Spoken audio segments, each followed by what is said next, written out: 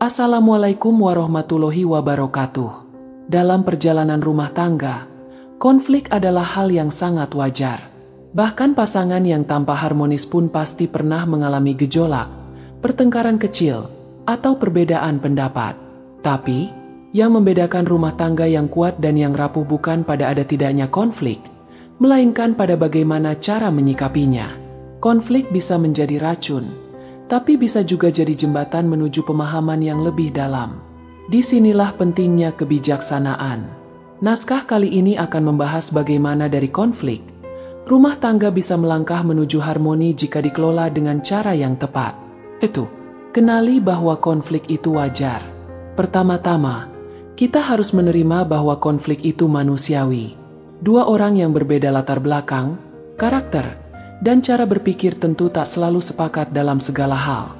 Kadang konflik muncul karena perbedaan cara melihat suatu masalah, atau hanya karena salah paham sepele. Contoh sederhana, istri merasa suami tidak peka saat ia lelah dan ingin dimengerti, sementara suami justru menganggap semuanya baik-baik saja. Nah, dari sinilah biasanya awal konflik bermula. Tapi ketika konflik dianggap hal memalukan atau tanda gagalnya hubungan, justru di situ bahayanya. Padahal, jika dikelola dengan sehat, konflik bisa jadi momen untuk saling jujur dan membangun kedekatan emosional. 2. Jangan buru-buru menyalahkan. Saat konflik terjadi, reaksi spontan yang paling sering muncul adalah menyalahkan. Kamu sih yang mulai. Atau, kalau kamu nggak begitu, aku juga nggak akan marah. Kalimat seperti ini hanya akan membuat api makin menyala. Dalam menghadapi konflik, penting untuk belajar mengendalikan ego dan menahan diri untuk tidak langsung menyerang. Mulailah dengan mengungkapkan perasaan tanpa menyalahkan. Misalnya, aku merasa terluka waktu kamu ngomong seperti itu. Daripada, kamu selalu ngomong nyakitin aku. Dengan cara ini, pasangan tidak akan merasa diserang, dan komunikasi pun jadi lebih terbuka. 3. Dengarkan sebelum membalas. Komunikasi yang baik dalam konflik bukan tentang siapa yang paling keras bicara, tapi siapa yang paling baik dalam mendengarkan. Ketika pasangan sedang menyampaikan perasaannya, tahan dulu keinginan untuk membalas. Dengarkan sampai tuntas. Coba pahami apa yang sebenarnya ia rasakan, bukan cuma apa yang ia katakan. Kadang kita terlalu fokus pada kalimat yang menyakitkan dan lupa menangkap pesan utamanya. Misalnya, saat istri berkata, "Kamu gak pernah ada buat aku." Bisa jadi yang ia maksud bukan benar-benar tidak pernah, tapi ia merasa kurang diperhatikan belakangan ini. Dengan mendengarkan lebih dalam, kita bisa menangkap pesan emosional yang lebih penting. 4. Jangan tunggu emosi reda dengan sendirinya. Banyak orang memilih diam atau menghindar setelah konflik, berharap suasana akan membaik sendiri. Sayangnya, masalah yang didiamkan biasanya tidak hilang, tapi justru mengendap dan meledak suatu hari nanti. Karena itu, penting sekali untuk menyelesaikan konflik, bukan menundanya. Tunggu sampai emosi sedikit mereda, lalu ajak bicara dari hati ke hati.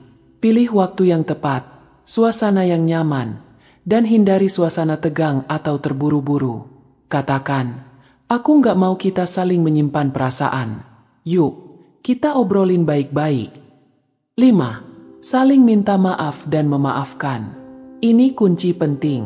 Saling meminta maaf bukan berarti kalah, tapi justru tanda kebesaran hati.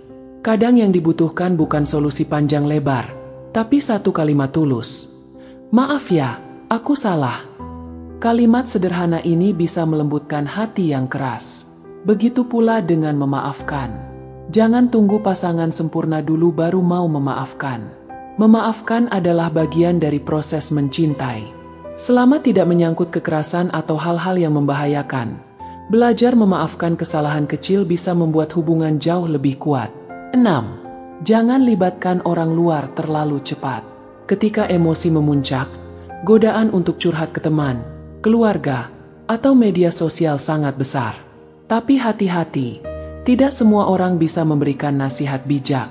Apalagi jika curhatan kita hanya memicu penilaian negatif terhadap pasangan. Sebaiknya, usahakan menyelesaikan masalah berdua dulu. Jika memang membutuhkan bantuan, pilih orang yang bijak, netral, dan bisa dipercaya.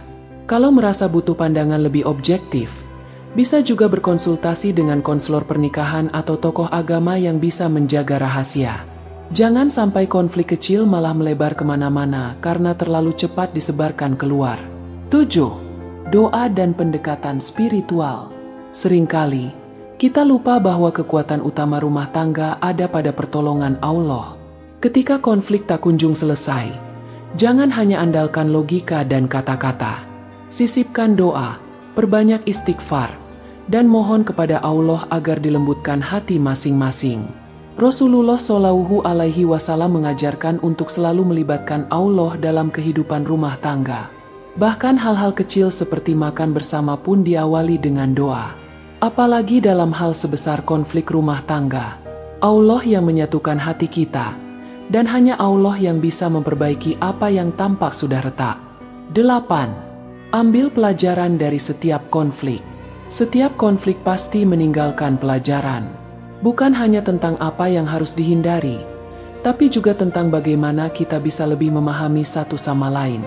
Jadikan konflik sebagai kesempatan untuk tumbuh bersama, bukan untuk saling menjatuhkan. Setelah konflik reda, evaluasi bersama. Apa yang bisa diperbaiki? Apa yang bisa dilakukan lebih baik ke depannya?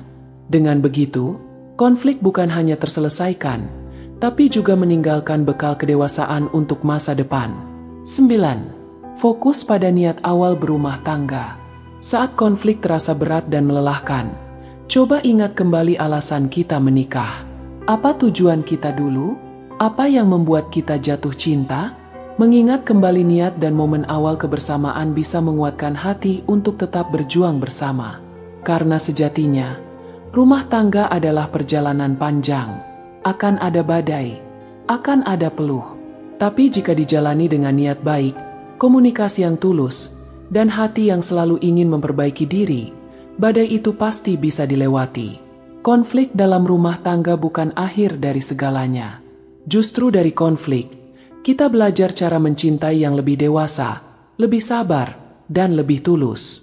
Selama ada niat untuk memperbaiki dan hati yang siap menerima serta memberi, rumah tangga bisa kembali harmonis, bahkan lebih kuat dari sebelumnya. Jangan pernah lelah memperjuangkan kebahagiaan bersama. Karena rumah tangga yang harmonis bukan sesuatu yang jatuh dari langit, tapi hasil dari kerja keras, komunikasi, dan kasih sayang yang terus diupayakan setiap hari. Wassalamualaikum warahmatullahi wabarakatuh.